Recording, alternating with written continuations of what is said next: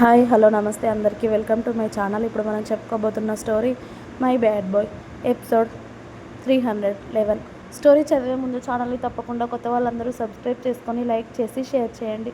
అలాగే bell icon ఆన్లో పెట్టుకోండి. స్టోరీస్ ముందుగానే చదవాలి అనుకుంటే మెంబర్షిప్ తీసుకోండి మీకు ఇంట్రెస్ట్ ఉంటే. మళ్ళీ నీకు అంత బాధని ఇవ్వాలి అని లేదే నాకు, అందుకే దూరంగా ఉంటున్నాను. కానీ వేరే ఉద్దేశం లేదు. నువ్వు ఏడ్చి ఇప్పుడు మళ్ళీ నువ్వు నన్ను బాధ పెట్టకు. అసలే నిన్ను చాలా రోజుల తర్వాత చూసినందుకు చాలా హ్యాపీగా ఉన్నాను అని చరణ్ సమీరాని హత్తుకొని ఆమెను ఊరుకోబెడుతున్నాడు. ఇక ఫంక్షన్ జరుగుతుంటే వీళ్ళిద్దరూ కాసేపు రూమ్లోనే ఉండి ముచ్చట్లు పెట్టుకుంటే దేవాబాబు ఇంకా వస్తూ ఉన్న గెస్ట్లని చూసి, మీ అన్న ఎందరిని పిలిచాడే ఫంక్షన్కి, నిలబడి కాళ్ళు వాచిపోతున్నాయి, కాసేపైనా కూర్చొనిచ్చేలాగా లేరు అని అన్నాడు దేవ భూమి చెవిలో గుసగుసగా. ఈ మాత్రం కూడా నిలబడకపోతే ఎలా దేవాగారు అని అంది భూమి కూడా వచ్చిన వాళ్ళతో నవ్వుతూ ఫోటోలు దిగుతూ. ఈ మాత్రం కూడానా? మార్నింగ్ 9కి నిలబెట్టారే తల్లి, సాయంత్రం కావస్తుంది, కనీసం వెళ్ళి వీళ్ళు కూర్చున్నారా తిన్నారా అని పట్టించుకునేది లేదంటే బావకి చేసే మర్యాదలు ఇవేనా నా బామ్మర్దులు? ఏమో ఎవరమ్మాయిలని వాళ్ళని పట్టుకొని వెళ్ళారు, నన్ను మాత్రం ఇలా వదిలేసి అని దేవాబాబు గొనుగుతుంటే, మీరు కూడా మీ అమ్మాయితోనే ఉన్నారు అని గుర్తుపెట్టుకుంటే బాగుంటుంది.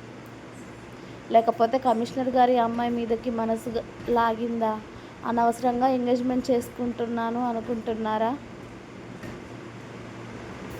ఏంటి అని భూమి కోపంగా దేవా వైపు చూడడంతో ఆమె కుళ్ళుకి దేవాకి నవ్వు వచ్చి, మీతో ఎవరైనా ఒక అమ్మాయి గురించి మాట్లాడితే చాలు మీ ఆలోచనలన్నీ ఎక్కడికెక్కడికో వెళ్ళిపోతాయి కదా. అయినా అది కూడా బాగానే ఉంటుంది. ఒకవేళ ఎంగేజ్మెంట్ చేసుకొని తప్పే చేశానేమో అనిపిస్తుంది అని మనోడు కూడా ఎక్స్ట్రాల్ చేస్తూ ఉంటే భూమి కొరకొర చూస్తూ ఉంటుంది అతడి వైపు.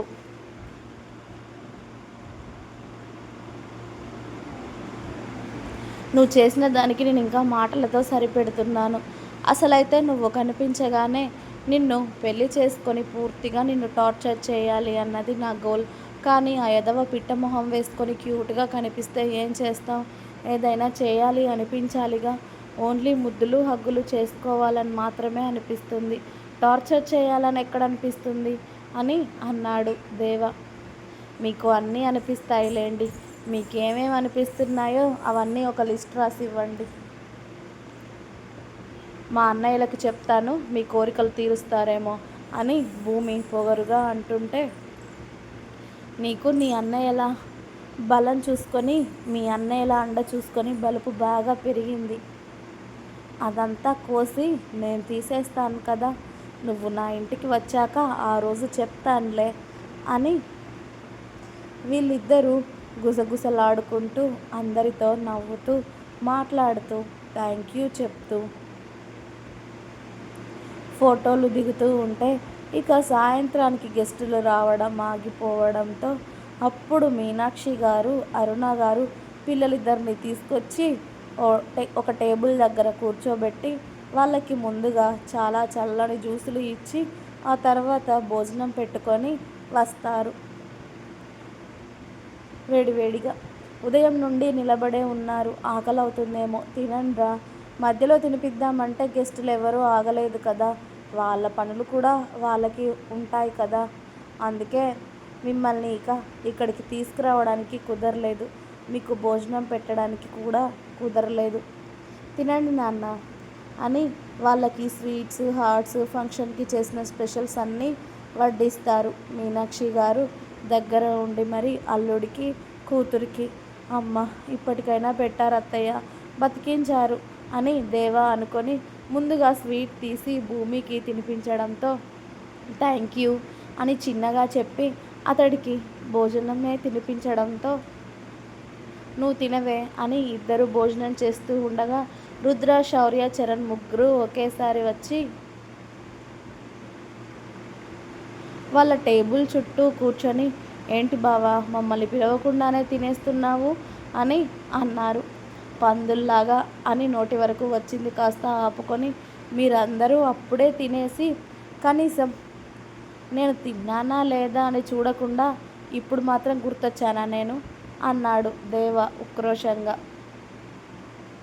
ఫంక్షన్ నీది బావా, ఫంక్షన్ నీది కాబట్టి నువ్వు అక్కడ నిలబడాలి అని మేము ఆగాము.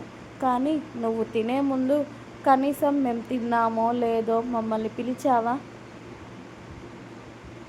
అని శౌర్య అంటుంటే, మీరెందుకో వచ్చారు అని నాకు అర్థమైంది. కానీ ఇప్పుడు బావగారి నుండి ఏం కోరుకుంటున్నారో చెప్తే అది చేస్తాను బాబు మీకు అని అన్నాడు దేవ.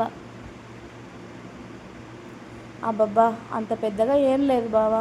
జస్ట్ ఫంక్షన్ అంతా అయిపోయాక, ఎవరింటికి వాళ్ళు వెళ్ళిపోయాక నువ్వు మాకు సిట్టింగ్ ఏర్పాటు చేస్తే చాలు బావగారు. అదే నువ్వు మాకు ఇచ్చిన మొదటి గిఫ్ట్ అనుకొని హ్యాపీ అయిపోతాం మేము అని చరణ్ నవ్వుతూ ఉంటే, జీవన్ అప్పుడే వచ్చి దేవా భుజం మీద చేవేసి, ఏంట్రోయ్ మా తమ్ముడికి ఎవరూ లేరు అని చెప్పి ఆటలాడుకుంటున్నట్టున్నారు ముగ్గురు అన్నదమ్ములు. నేనున్నాను రా మా తమ్ముడికి అని అన్నాడు జీవన్. ఇంకా ఉంది. మీకు నా స్టోరీస్ నచ్చినట్టయితే ప్లీజ్ లైక్ చేయండి, షేర్ చేయండి. అలాగే ఛానల్ని తప్పకుండా కొత్త వాళ్ళందరూ సబ్స్క్రైబ్ చేయండి. Please subscribe my channel. Thanks for watching my video. By by. Please like, share and subscribe my channel.